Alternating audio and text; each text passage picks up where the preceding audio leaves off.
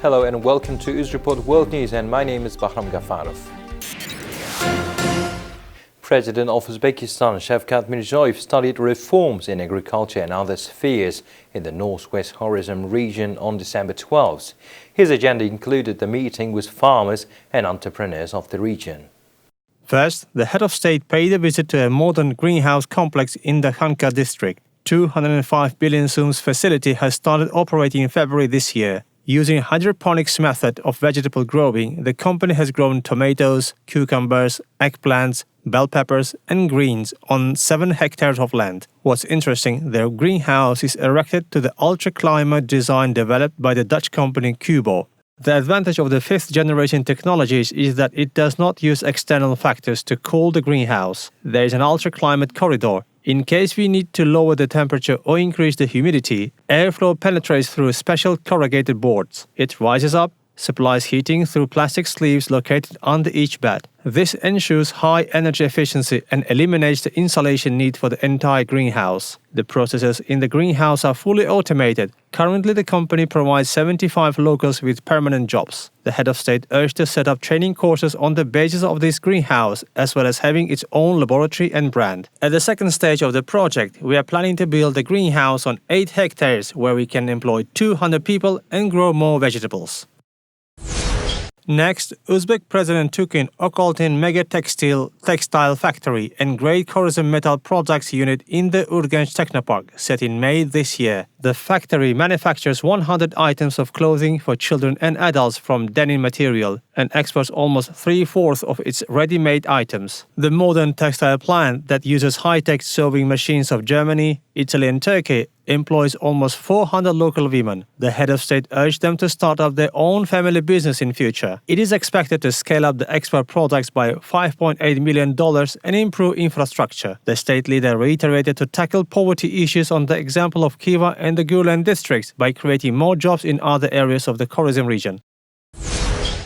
After Technopark, Uzbek top officials arrived in Uzbek-China joint venture that has been manufacturing heavy machinery since 2014. The company that currently employs 30 workers is planning to establish a large-scale assembly of agricultural and industrial equipment, plus intensify localization of machine parts by 51% in 2021. The head of state examined the assembly and welding equipment installed at the premises. The plant has a great potential, says Shavkat Mirziyoyev, but we are not using it to its fullest. Therefore, it's necessary to deeply analyze the current work. What other products can be produced here? What equipment will need to be purchased from abroad and establish cooperation? The plant should develop and become a basis for the industry in the entire Khorasan region, concluded President.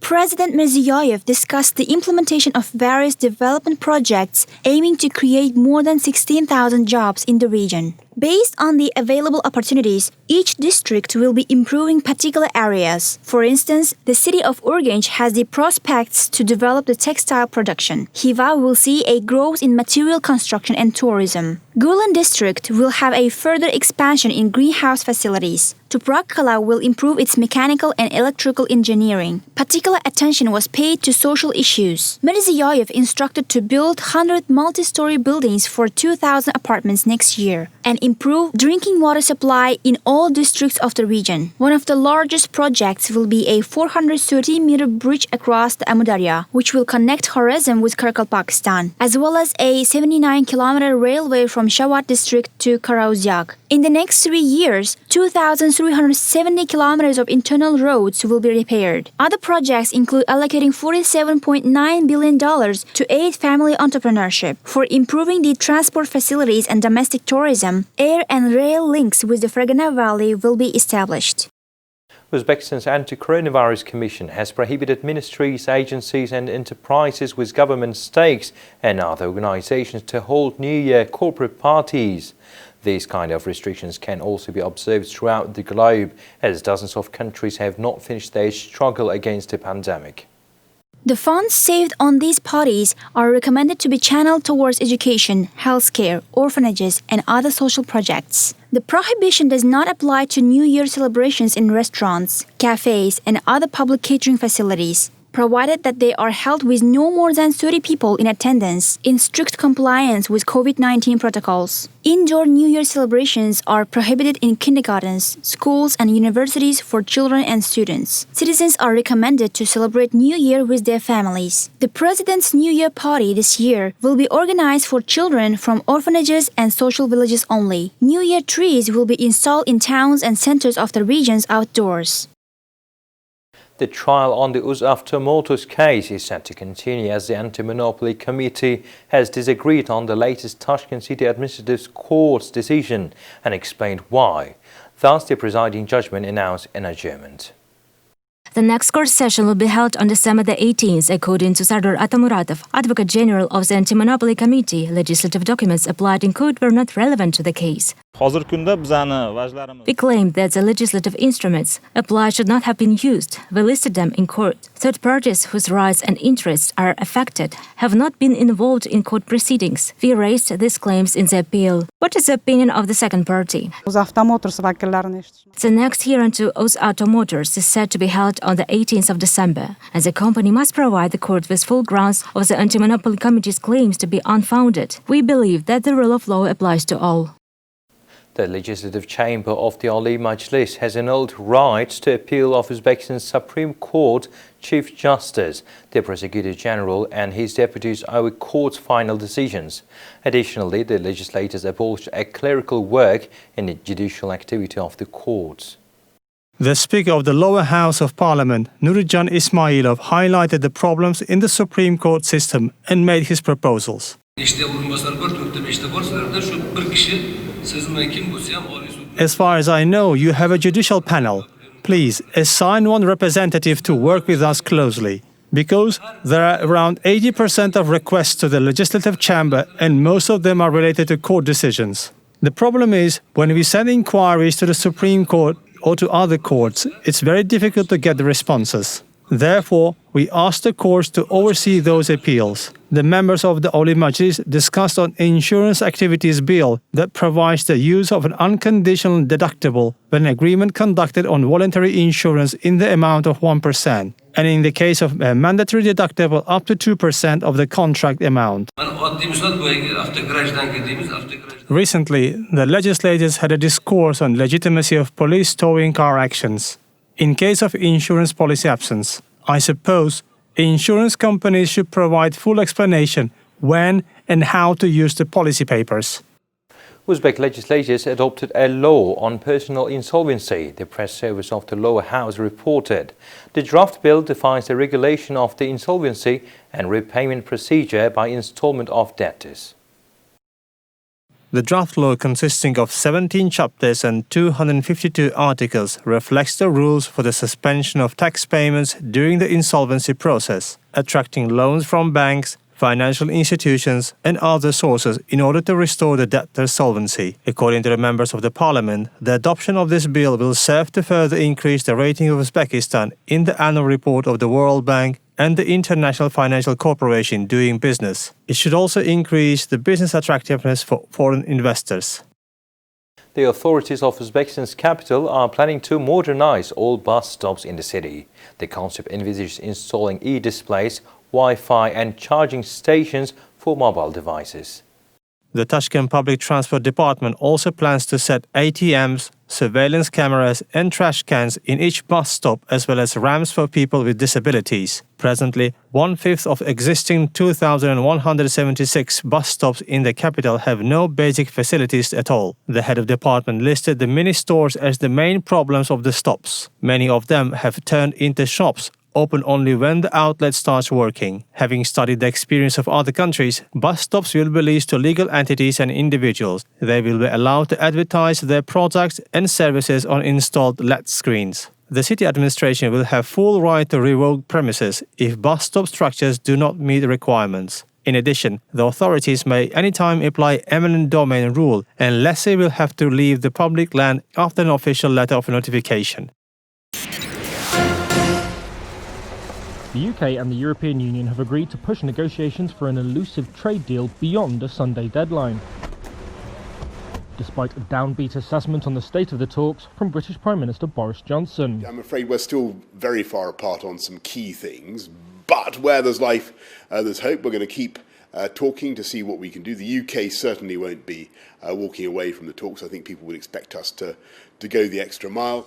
Johnson and the President of the EU Commission, Ursula von der Leyen, had given negotiators a Sunday deadline to avert Britain exiting the EU with a turbulent no deal at the end of the month. The two sides have struggled to agree on fishing rights in British waters, while the EU also demands that Britain face consequences if, in the future, it diverges from the bloc's rules for fair competition, what it calls a level playing field. Even if a deal is secured, the British government has warned long queues could be held at ports in southeast England if companies do not prepare the extra paperwork required. The UK quit the EU in January, but remains an informal member until December 31st. Crossing into 2021 without a trade deal will likely damage economies, send shockwaves through financial markets, and sow chaos in the delicate supply chains across Europe and beyond.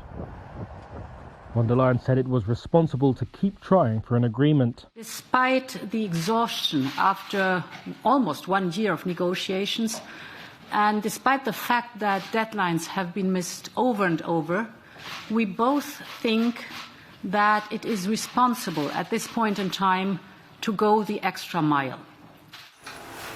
Politicians in France have also urged composure after Britain's Ministry of Defence said 4 Royal Navy patrol ships will be ready on January the 1st to help protect Britain's fishing waters in the event of no deal. There are concerns about possible skirmishes between British and foreign fishing vessels under that scenario, because existing rules that give EU boats access to British waters will expire. Tinker Tailor Soldier Spy author John le Carre has died at age 89. The novelist was known for casting a critical eye on Cold War spies after his own spell in the British intelligence service. Le Carre, born David Cornwell, died on Saturday evening in southwestern England after a short bout of pneumonia, his family announced in a statement. He was survived by his wife Jane and 4 sons. Le Carre's agent said in a statement, "His like will never be seen again, and his loss will be felt by every book lover, everyone interested in the human condition."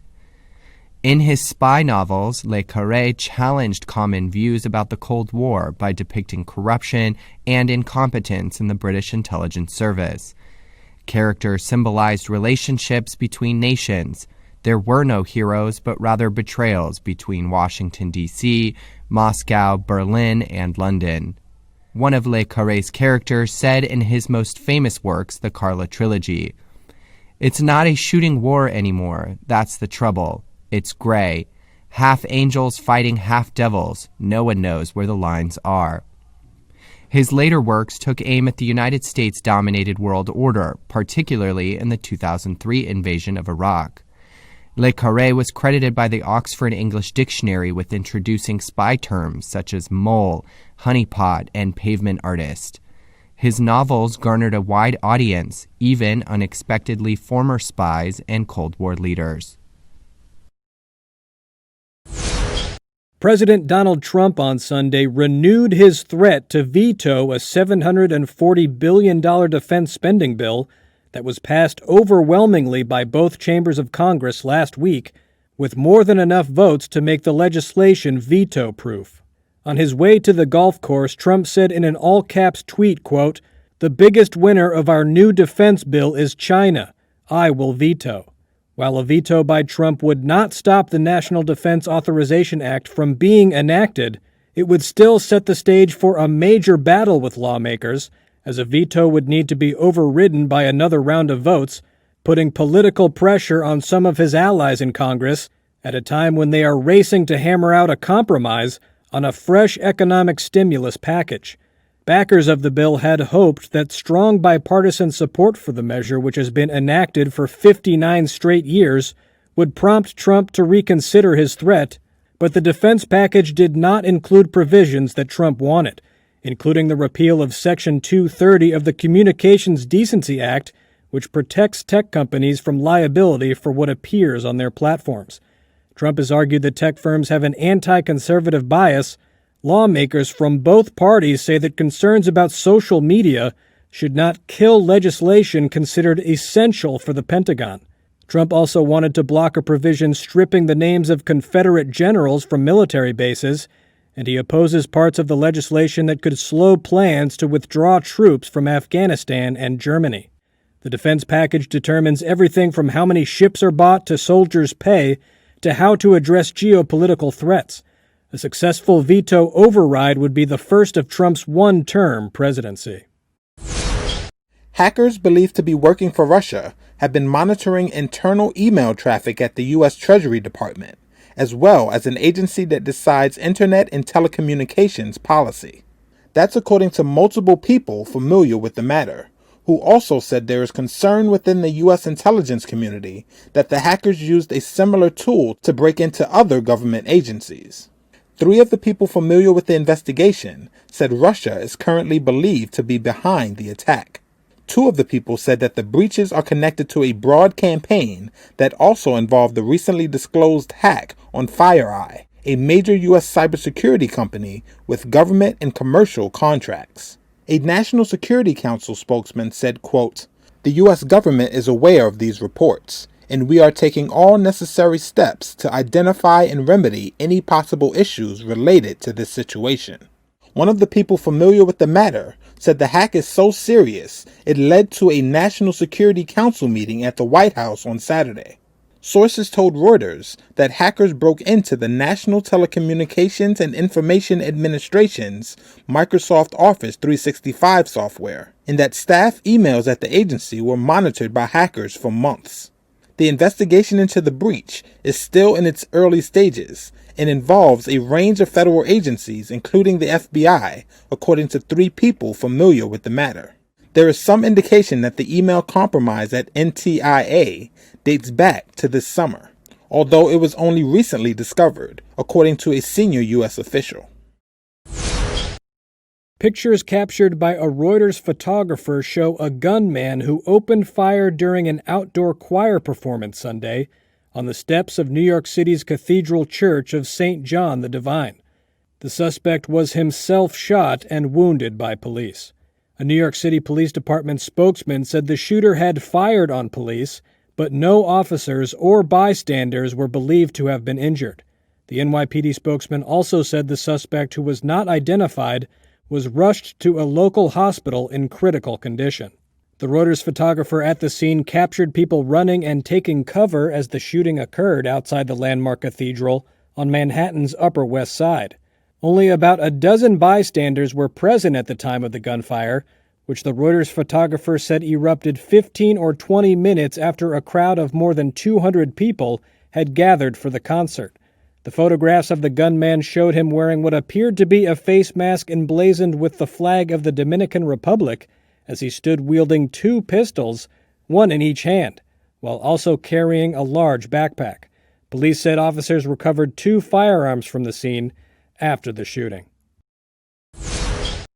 Indonesian police arrested one of the senior members of the Al-Qaeda-linked militant group Jemaah Islamiyah last Thursday, who police say was behind the 2002 bombings that killed over 200 people in Bali. The group's stated aim is to build an Islamic caliphate in Southeast Asia. The arrested man, named Zulkarnain, was one of the commanders of the Bali attack, according to an anti-terrorism police spokesman on Saturday. Zulkarnain is believed to have been involved in making the bombs that were used in the Bali attacks, as well as the bombing of the JW Marriott in Jakarta in 2003 that killed 12 people. Reuters was unable to reach Zulkarnain or find out whether he had any legal representation. According to a UN Security Council report, he also goes by the name Aris Sumarsono.